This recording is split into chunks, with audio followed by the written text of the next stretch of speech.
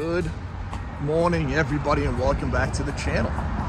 You know, I'm out for my walk this morning, and I thought, what's a better way to shoot a video about a movie called Thanksgiving that takes place in New England than by walking around outside around Thanksgiving in New England. So you'll get this video of me outside, and I want to talk about the new movie that just came out by Eli Roth, Thanksgiving.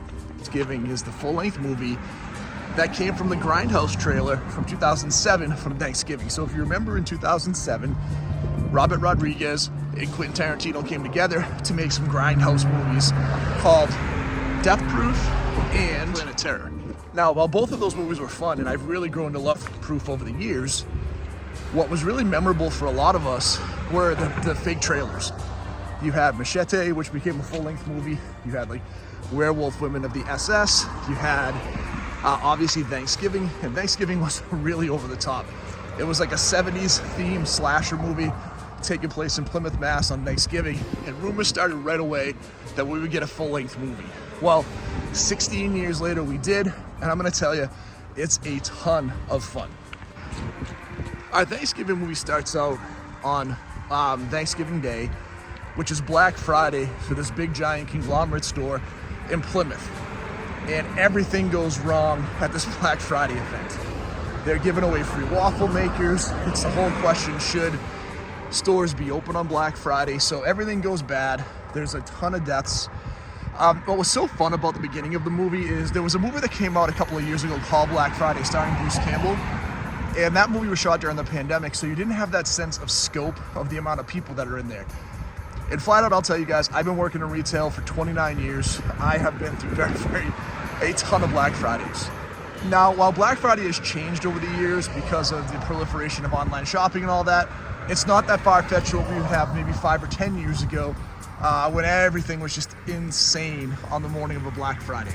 So to see that play out was a lot of fun, and I think it's a really cool set piece. You guys know I love a movie that has a ton of great action and adventure before the opening credit. Think of movies like the Friday the 13th remake, Dawn of the Dead from 2004, Ghost Ship. This movie has a ton of carnage before we even get into the title card, and then we slip into a more traditional slasher. But here's what's fun. If you're from New England like I am, this movie is a love letter to like South Shore, Massachusetts. There are so many Easter eggs in it, and I went into a theater that was pretty full on a Saturday night, and everybody that was from New England was having such a fun time because there was just ridiculous comments in there. The rivalry between these South Shore towns. People talking trash about the town next to them. Going into a local diner, trying to order something that's only served at Papa Gino's, which is a regional a pizza shop that's been in New England forever. But if you grew up in New England, man, you were a Papa Gino's person. So to have all these Easter eggs was super fun. But what I liked about the movie a ton was it was also a good old throwback slasher. You had Patrick Dempsey chewing the scenery as this New England sheriff with a really thick, New England accent, which was great. You had a young cast that, while, they weren't anything special, they were what you'd find in a typical slasher movie, which was characters that, were three-dimensional enough that you remember their names, but they were nothing beyond that, right? They weren't like, anything dynamic, which is crazy because some of the movies we've seen recently, they've actually added pretty good dynamic characters that we've cared about. You're not going to care about these characters in this movie. You're just not. But I want to get to the funnest part of the movie, which I think has some super creative Eli Roth movies. We know we're going to get a lot of blood, a lot of gore. When you think back to what Eli's created, Cabin Fever, Hostel 1 and 2, The Green Inferno, like he has some very nasty gore and kills in his movies, and this movie's no exception. I went back and rewatched the trailer because I wanted to see how true they'd be to some of the stuff they have in there. And while obviously 16 years later, we're not having the same actresses and actors, and that was a low-budget Grindhouse thing that had a lot of his Hostel cast in it, this did live up to a couple of the infamous scenes in the movie. And without spoiling anything, I will tell you that the turkey scene and the trampoline scene stay in there in some version of it. And so the kills are super over the top, really fun. And again, the movie's well acted enough. There is a mystery of who the killer is.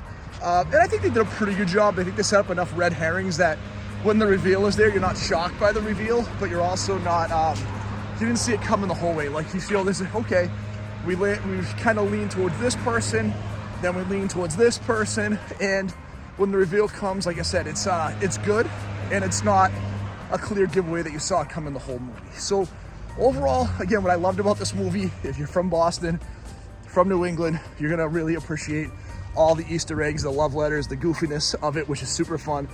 It's definitely more tongue-in-cheek than it is serious, but it is a throwback slasher. Think, you know, mid-80s Friday the 13th Halloween movies where there's some comedy, it's a little goofy, throwaway teenage characters, good gore. You know, this is obviously, again, Eli Roth, I think, is a pretty solid director, so it looks pretty good too.